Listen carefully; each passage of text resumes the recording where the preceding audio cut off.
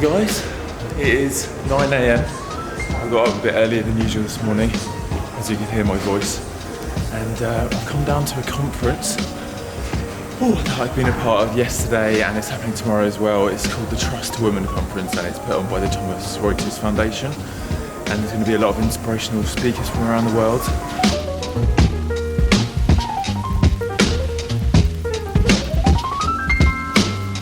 Hello friends, I wish I could be there with you for this year's Trust Women Conference.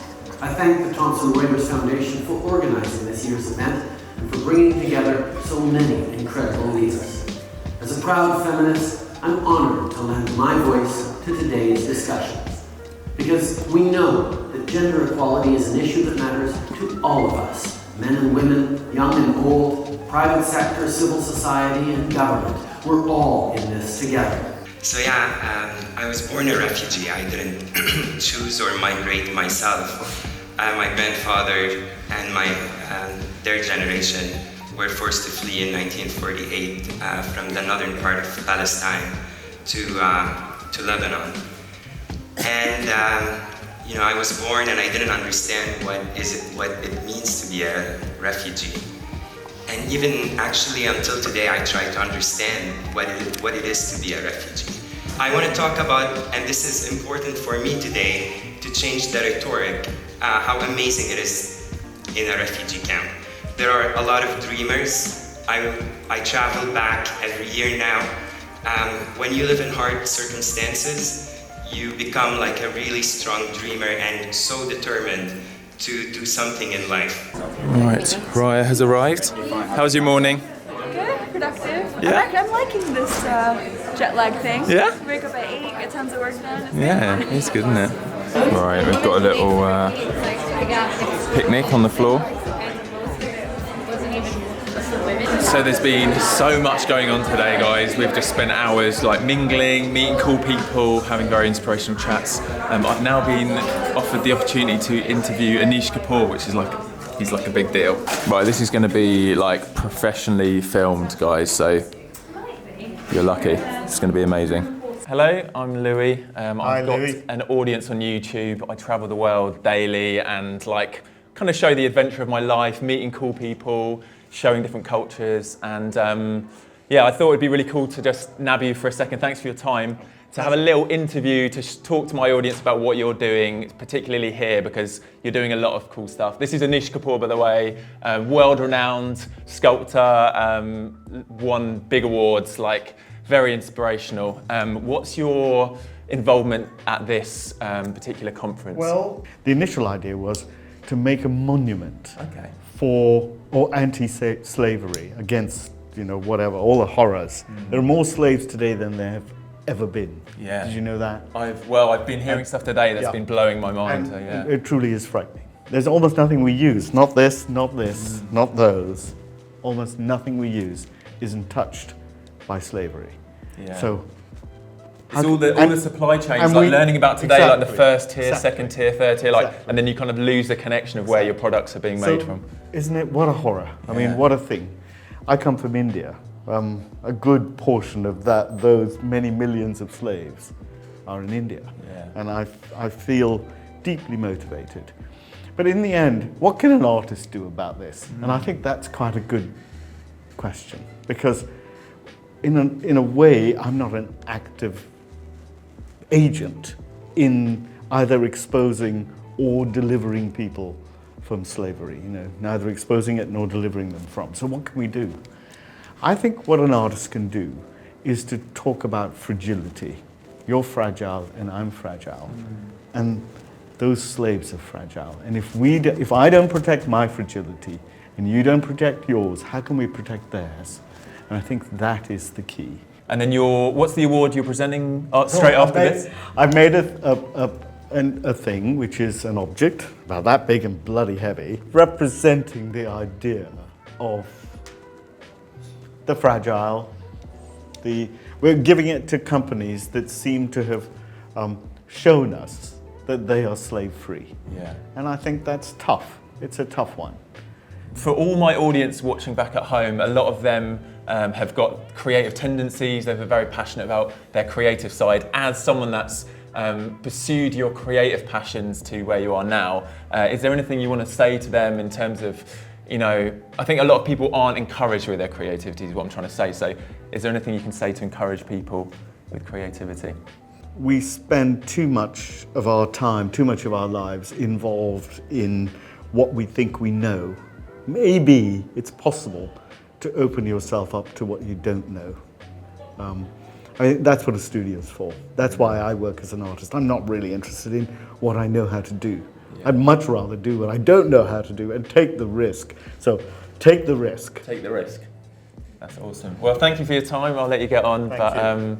Yeah, it was great to meet you. Good to meet you too. Cool. Thanks, Louis. So guys, amongst all the amazing people we're meeting today, this is Jeffrey Brown.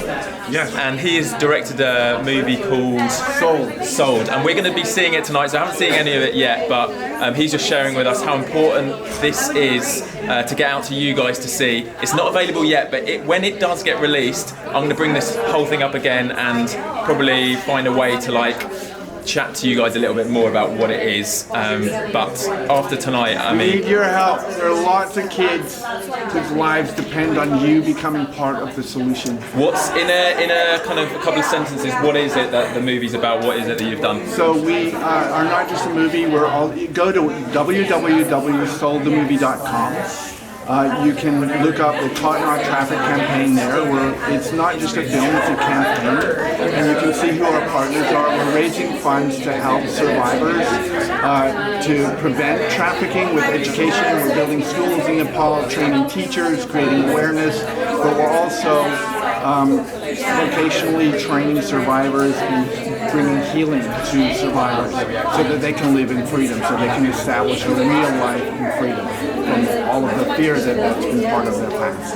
And he's been working on this for 10 years. It's a really good thing to get involved with, guys. So, like I said, I'll link everything below, but this isn't over. I'm going to tell you more about this when it's released in January. And I'll also feed back after tonight and share a little bit about watching the movie. But thank you so much. So before we watch this movie, we're going to pop in, get some food.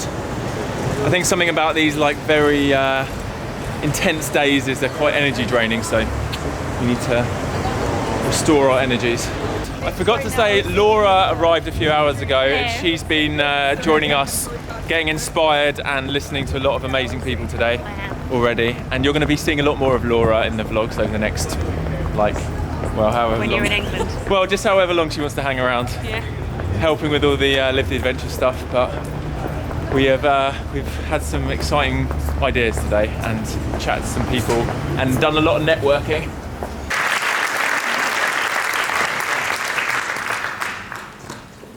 So thank you, Antonio, for the introductions, and I think a film like this is a good reminder at the end of the day, if the word good is right, of what this is all about. If we can show this film to every teenage class, especially teenage girls, 15 through 18, my God, everything will change. You know, that millennial group is so powerful. Let's bring them into this issue. Let's let them know that they're 13-year-olds and 14-year-olds who are getting trafficked globally. We can't do that without their help. So we're back after a very powerful day, meeting inspirational people, hearing stories that have been heartbreaking. I feel like, as well as my mind's been blown, I'm just, a bit emotionally fragile, especially after the movie Sold that we just watched. It basically followed the story of a girl from Nepal that was sold into the sex trade in India. And it was just, it was difficult to watch, but also just made me angry because I know that that's reality, even though it's a fictional movie. And I think a lot of the stuff that was discussed today just makes me want to do something about it, makes me want to bring you guys on a journey where we can start to tackle some of the issues that were talked about today around the world. There's a lot of issues that were talked about, and again tomorrow we're going to be looking at even bigger stuff and other things, and I just need a bit of time to figure out direction. And we were chatting tonight, Laura, me and Raya, about maybe it's not maybe we don't have to pick just one issue to try and tackle, but maybe we can pick like a few that are close to our hearts and that seem to kind of motivate me the most. So that's kind of what I'm feeling, is like I do want to do more things, and yeah, I'm just figuring it out basically. So yeah, it's been a privilege to have been involved today and getting to interview and chat to different people. And I'm looking forward to tomorrow. See you in the morning. Peace out. Enjoy life and live the adventure. Boom.